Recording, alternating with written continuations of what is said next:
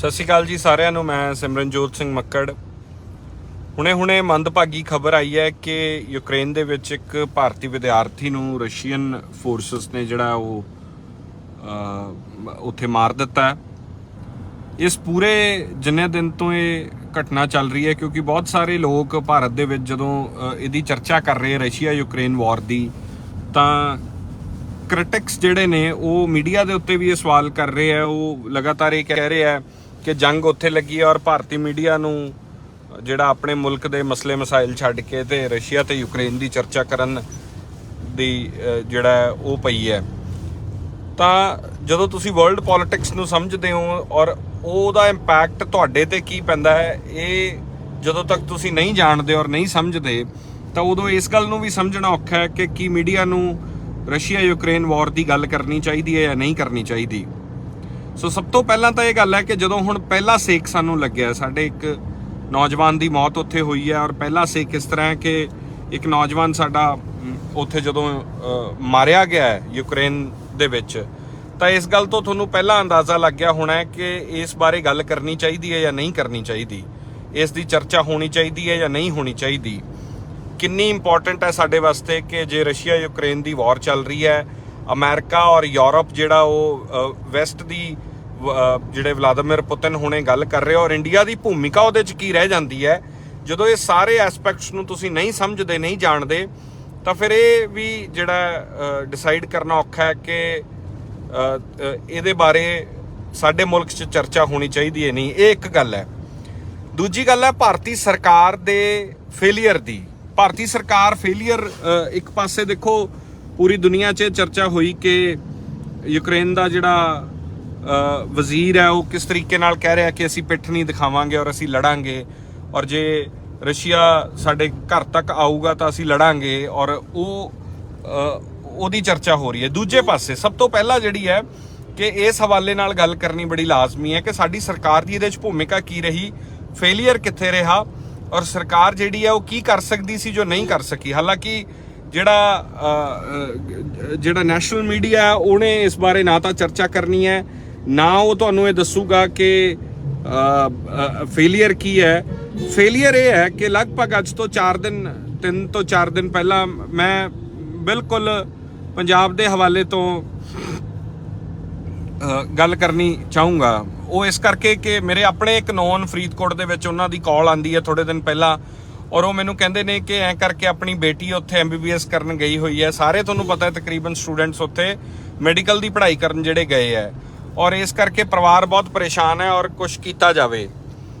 ਹਾਲਾਂਕਿ ਮਨਜਿੰਦਰ ਸਰਸਾ ਹੋਣਾ ਦੇ ਨਾਲ ਗੱਲਬਾਤ ਹੋਈ ਉਦੋਂ, ਕਿਉਂਕਿ ਇਹ ਹੁੰਦਾ ਹੈ ਕਿ ਇੱਕ ਵਾਰੀ ਤੁਸੀਂ ਖਬਰ ਕਰਨ ਜਾਂ ਰੌਲਾ ਪਾਉਣ ਨਾਲੋਂ ਤੁਹਾਡੇ ਪਰਸਨਲ ਐਫਰਟਸ ਹੁੰਦੇ ਆ ਕਿ ਤੁਸੀਂ ਇੱਕ ਵਾਰੀ ਜੇ ਕਿਸੇ ਸੱਜਣ ਭੈਣ ਭਰਾ ਜਾਂ ਕਿਸੇ ਦਾ ਫੋਨ ਆਇਆ ਤਾਂ ਤੁਸੀਂ ਕੋਸ਼ਿਸ਼ ਕਰਦੇ ਹੋ। ਔਰ ਮਨਜਿੰਦਰ ਸਰਸਾ ਹੋਣਾ ਨੇ ਕਿਹਾ ਕਿ ਉਹਨਾਂ ਦੀ ਗੱਲਬਾਤ ਹੋਈ ਹੈ ਔਰ ਸਰਕਾਰ ਜਿਹੜੀ ਹੈ ਉਹ ਵੈਕੂਏਟ ਕਰ ਰਹੀ ਹੈ ਔਰ ਜਲਦ ਜਿਹੜੇ ਉਹ ਜਹਾਜ਼ ਭੇਜੇ ਜਾਣੇ, ਔਰ ਨਾਲ ਲੱਗਦੀਆਂ ਹੋਈਆਂ ਜਿਹੜੀਆਂ ਕੰਟਰੀਜ਼ ਹੈ ਉੱਥੋਂ ਜਿਹੜੇ ਉਹ ਹੈ। ਹੁਣ ਸਰਕਾਰ ਦਾ ਫੇਲੀਅਰ ਦੇ ਉੱਤੇ ਵੱਡਾ ਸਵਾਲ ਹੈ ਜਦੋਂ ਆਉਂਦਾ ਕਿ ਸਰਕਾਰ ਦਾ ਫੇਲੀਅਰ ਕੀ ਹੈ।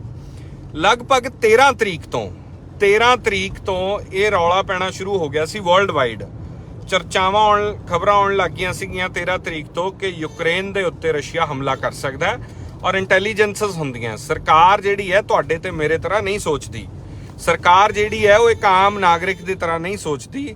ਸਰਕਾਰ ਦੇ ਸੋਚਣ ਦਾ ਨਜ਼ਰੀਆ, ਸਰਕਾਰ ਦਾ ਪੱਖ ਜਿਹੜਾ ਉਹ ਇੰਟਰਨੈਸ਼ਨਲ ਹੁੰਦਾ ਹੈ।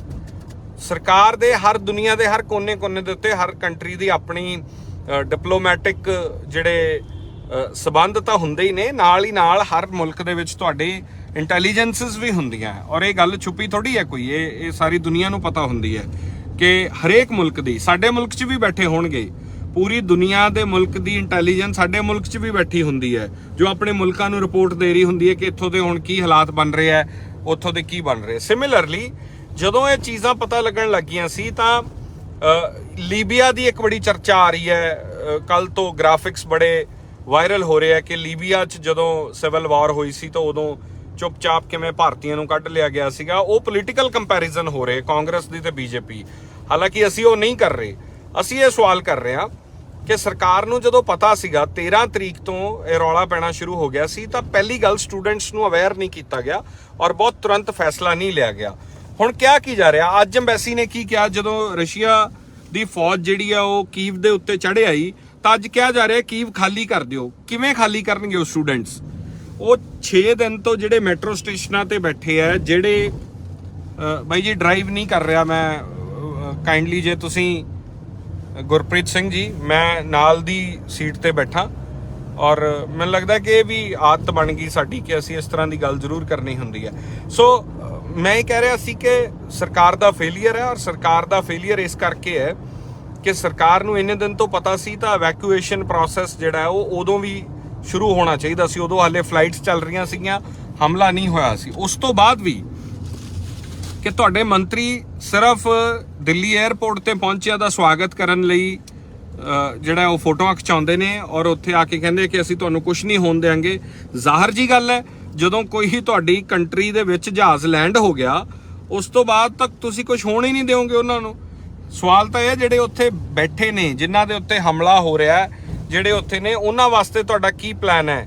ਕੀ ਤੁਸੀਂ ਰਸ਼ੀਆ ਨੂੰ ਸਿੱਧੇ ਤਰੀਕੇ ਨਾਲ ਇਹ ਗੱਲ, ਜਦੋਂ ਤੁਸੀਂ ਕਹਿੰਦੇ ਹੋ ਕਿ ਅਸੀਂ ਇੰਟਰਨੈਸ਼ਨਲ ਪਾਵਰ ਹਾਂ, ਜਦੋਂ ਤੁਸੀਂ ਕਹਿੰਦੇ ਹੋ ਕਿ ਸਾਡੇ ਤੋਂ ਹੁਣ ਦੁਨੀਆ ਕੰਬਣ ਲੱਗ ਗਈ, ਅਸੀਂ ਨਿਊਕਲੀਅਰ ਪਾਵਰ ਦੇ 6ਵੇਂ ਨੰਬਰ ਤੇ ਦੁਨੀਆ ਦੇ ਵਿੱਚ ਆ ਕੇ ਖੜ ਗਏ, ਤਾਂ ਕੀ ਵਰਲਡ ਪੱਧਰ ਦੇ ਉੱਤੇ ਤੁਸੀਂ ਇਹ ਸਵਾਲ ਨਹੀਂ ਕਰ ਸਕਦੇ ਸੀ? ਇੱਕ ਸਟੇਟਮੈਂਟ ਵੀ ਤੁਹਾਡੀ ਨਹੀਂ ਹੈ ਕਿ ਜੇ ਸਾਡੇ ਇੱਕ ਵੀ ਨਾਗਰਿਕ ਨੂੰ ਕੁਝ ਹੋਇਆ ਤਾਂ ਫਿਰ ਅਸੀਂ ਇਸ ਗੱਲ ਦੇ ਉੱਤੇ ਰਿਐਕਟ ਕਰਾਂਗੇ। ਤੁਸੀਂ ਰਿਐਕਟ ਕਰ ਨਹੀਂ ਰਹੇ। ਤੁਸੀਂ ਵੋਟਿੰਗ ਪ੍ਰੋਸੈਸ 'ਚ ਨਹੀਂ ਸ਼ਾਮਲ ਹੁੰਦੇ ਕਿਉਂਕਿ ਤੁਹਾਨੂੰ ਪਤਾ ਹੈ ਕਿ ਜੇ ਰਸ਼ੀਆ ਦਾ ਸਾਥ ਦਿੰਦੇ ਹੋ ਤਾਂ ਵੀ ਮਰਦੇ ਹੋ ਤੇ ਜੇ ਯੂਕਰੇਨ ਦਾ ਦਿੰਦੇ ਹੋ ਤਾਂ ਵੀ ਮਰਦੇ ਹੋ। ਬਹਰਹਾਲ ਇਹ ਮੁਲਕ ਲੈਵਲ ਦੀਆਂ ਗੱਲਾਂ ਦੇ ਉੱਤੇ ਠੀਕ ਹੈ, ਅਸੀਂ ਸਵਾਲ ਬਤੌਰ ਪੱਤਰਕਾਰ ਨਹੀਂ ਕਰਦੇ, ਪਰ ਸਵਾਲ ਵੱਡਾ ਇਹ ਹੈ ਕਿ ਜਿਹੜਾ ਅੱਜ ਉੱਥੇ ਨੌਜਵਾਨ ਮਾਰਿਆ ਗਿਆ ਉਸ ਦੇ ਪਰਿਵਾਰ ਕੋਲੇ ਸਿਰਫ ਤੁਹਾਨੂੰ ਸ਼ਰਧਾਂਜਲੀ ਜਾਂ ਉਹਨਾਂ ਦੇ ਨਾਲ ਜਾ ਕੇ ਉੱਥੇ 2 ਦਿਨ ਸਿਰਫ ਉੱਥੇ ਬਾਈਟਾਂ ਦੇਣ ਨਾਲੋਂ ਹੋਰ ਕੁਝ ਨਹੀਂ ਰਹਿਣਾ। ਤੁਹਾਡੇ ਕੋਲ ਇਸ ਤੋਂ ਇਲਾਵਾ ਕੱਖ ਨਹੀਂ ਰਹਿ ਜਾਂਦਾ। ਸੋ ਬਹੁਤ ਵੱਡਾ ਫੇਲੀਅਰ ਹੈ ਔਰ ਇਸ ਤੋਂ ਵੱਡਾ ਫੇਲੀਅਰ ਨਹੀਂ ਹੋ ਸਕਦਾ ਕਿ ਸਰਕਾਰ ਜਿਹੜੀ ਹੈ ਉਹ ਐਕਟ ਨਹੀਂ ਕਰ ਪਾਈ ਇਹਦੇ ਉੱਤੇ। ਅੱਜ ਪਹਿਲੀ ਮੌਤ ਹੋਈ ਹੈ, ਖੁਦਾ ਨਾ ਖਾਸਤਾ ਹੋਰ ਨੁਕਸਾਨ ਨਾ ਹੋਵੇ, ਅਸੀਂ ਇਹੀ ਚਾਹੁੰਦੇ ਹਾਂ, ਅਪੀਲ ਕਰਦੇ ਹਾਂ ਕਿ ਉੱਥੇ ਕਿਸੇ ਤਰ੍ਹਾਂ ਦਾ ਹੋਰ ਨੁਕਸਾਨ ਕਿਸੇ ਦਾ ਵੀ ਨਾ ਹੋਵੇ। ਵੈਸੇ ਤਾਂ ਜੰਗ ਕਿਸੇ ਮਸਲੇ ਦਾ ਹੱਲ ਨਹੀਂ ਹੈ, ਪਰ ਜਦੋਂ ਹੁਣ ਜੰਗ ਲੱਗੀ ਹੈ ਤਾਂ ਇਹ ਗੱਲਾਂ ਕਰਨ ਨਾਲ, ਇਹ ਕਹਿਣ ਨਾਲ ਸਿਚੁਏਸ਼ਨ ਹੈਂਡਲ ਨਹੀਂ ਹੁੰਦੀ। ਸਾਡੇ ਮੁਲਕ ਦੇ ਖਾਸ ਤੌਰ ਤੇ ਜਿਹੜੇ ਵਿਦਿਆਰਥੀ ਉੱਥੇ ਪੜ੍ਹਨ ਗਏ ਨੇ ਉਹਨਾਂ ਦਾ, ਔਰ ਪੰਜਾਬ ਤੋਂ ਬਹੁਤ ਵੱਡੀ ਗਿਣਤੀ ਦੇ ਵਿੱਚ ਨੇ ਜਿਹੜੇ ਹਾਲੇ ਤੱਕ ਵਾਪਸ ਨਹੀਂ ਆਏ, ਜਿਨ੍ਹਾਂ ਦੇ ਨਾਲ ਕੰਟੈਕਟ ਨਹੀਂ ਹੋ ਰਿਹਾ। ਸਾਡੇ ਮੁਲਕ ਦੀ ਸਰਕਾਰ ਨੂੰ ਇਹੀ ਮੌਕਾ ਸੀਗਾ ਕਿ ਤੁਸੀਂ ਐਕਟ ਕਰਦੇ ਟਾਈਮਲੀ ਔਰ ਤੁਸੀਂ ਇਹ ਦੁਨੀਆ ਭਰ ਦੇ ਵਿੱਚ ਮਹਿਸੂਸ ਕਰਾਉਂਦੇ। ਅਸੀਂ ਕਿਉਂ ਕਹਿੰਦੇ ਆ ਕਿ ਬਾਕੀ ਮੁਲਕਾਂ ਦੀਆਂ ਸਰਕਾਰਾਂ ਔਰ ਅਸੀਂ ਕੈਨੇਡਾ ਅਮਰੀਕਾ ਵੱਲ ਕਿਉਂ ਭੱਜ ਰਹੇ ਹਾਂ? ਕਿਉਂਕਿ ਬੰਦੇ ਦੀ ਜਾਨ ਦੀ ਵੈਲਿਊ ਹੈ ਔਰ ਇਵੈਕੂਏਸ਼ਨ ਜਿਹੜੀ ਹੈ ਉਹ ਇਸ ਤਰ੍ਹਾਂ ਇਹ ਮੁਲਕ ਜਿਹੜੇ ਆਪਦੇ ਨਾਗਰਿਕਾਂ ਦਾ ਤੁਰੰਤ ਕਰਦੇ ਆ। ਸੋ ਸਰਕਾਰ ਨੂੰ ਇਸ ਵੇਲੇ ਵੀ, ਕਿਉਂਕਿ ਬਹੁਤ ਸਾਰੇ ਲੋਕ ਜਿਹੜੇ ਉੱਥੇ ਸਟੂਡੈਂਟਸ, ਉਹਨਾਂ ਨੂੰ ਇਹ ਧਰਵਾਸਾ ਦੇਣਾ ਬਹੁਤ ਜ਼ਰੂਰੀ ਹੈ, ਉਹਨਾਂ ਨੂੰ ਇਹ ਇਸ ਵੇਲੇ ਸਮਝਾਉਣਾ ਬਹੁਤ ਜ਼ਰੂਰੀ ਹੈ ਕਿ ਘਬਰਾਓ ਨਾ। ਔਰ ਜਦੋਂ ਇਸ ਤਰ੍ਹਾਂ ਦੀਆਂ ਖਬਰਾਂ ਜਾਂਦੀਆਂ ਕਿ ਸਟੂਡੈਂਟ ਦੀ ਮੌਤ ਹੋ ਗਈ ਤਾਂ ਉਹ ਘਬਰਾਹਟ ਪੈਦਾ ਕਰਦੀ ਹੈ।